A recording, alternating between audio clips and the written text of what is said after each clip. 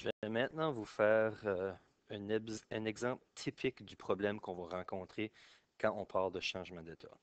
Donc ici, je veux savoir combien d'énergie sera libérée si 100 grammes d'eau passe de 110 degrés Celsius à moins 10 degrés Celsius.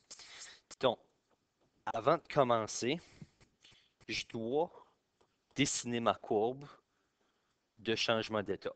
Donc, pour les personnes qui sont visuelles, c'est un gros tête. Deuxième chose que je dois faire, il y a deux points très importants que je dois identifier. Mon point de fusion et mon point d'ébullition.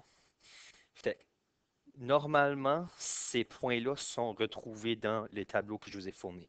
Je vais vous faire remontrer au prochain cours, mais dans un des tableaux, on retrouve les points de fusion et les points d'ébullition de tous les éléments connus, et puis de certains composés aussi. Donc, on sait que de l'eau devient solide à 0 degré Celsius. Ça, c'est connu. On sait aussi que le point d'ébullition de l'eau, donc le point à laquelle il devient de la vapeur, est environ de 100 degrés Celsius. Donc ça, c'est des points très importants. Ça veut dire que mon échantillon de 100 grammes, il passe de 110 degrés.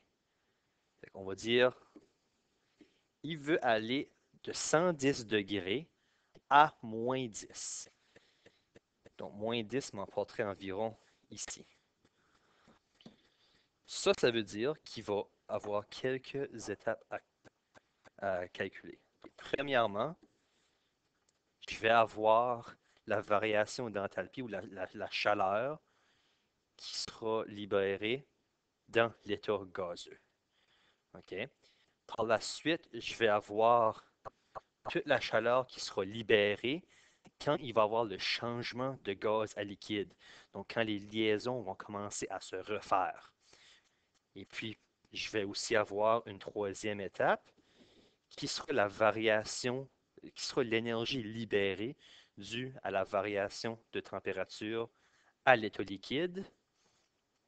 Je vais avoir une quatrième étape qui sera l'énergie libérée dans le changement d'état de liquide à solide quand les liaisons vont se former pour former le solide. Et puis, je vais avoir une cinquième étape qui est l'énergie libérée quand la température passe de 0 à moins 10 degrés Celsius.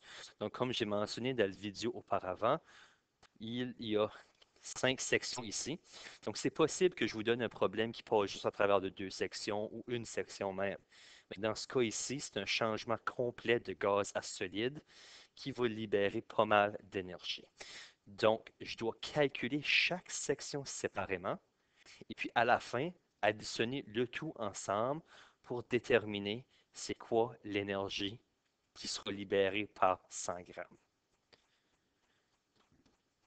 Donc, en fait, si je l'écris sous forme d'équation, Q total, ton énergie totale, c'est Q1 plus Q2 plus Q3.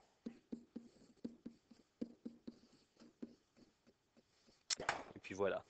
Ça, c'est l'équation que tu utilises. Je suis pas mal sûr que vous serez en mesure de faire ceci par vous-même. Donc, je n'ai pas l'intention de compléter l'exemple. Euh,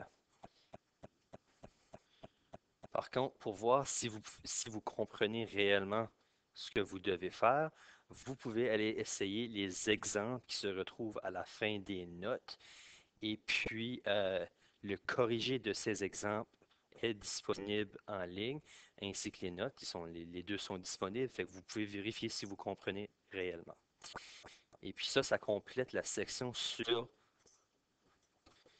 donc ça complète la section sur la variation d'enthalpie et puis le changement d'état.